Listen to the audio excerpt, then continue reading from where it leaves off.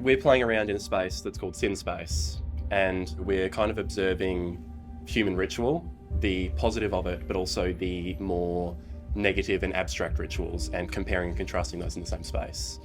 So we've got a bunch of different characters in the space acting out different sins, essentially. So all of these performances are supposed to fit within a normal space, this dining space. And so we'll just continue to act normally, but while that's happening, Jordan's throwing up and Sky's cutting her hair and applying all of this makeup, and Yarn's belting me and over and over and over again. And so we kind of like how that contrasts.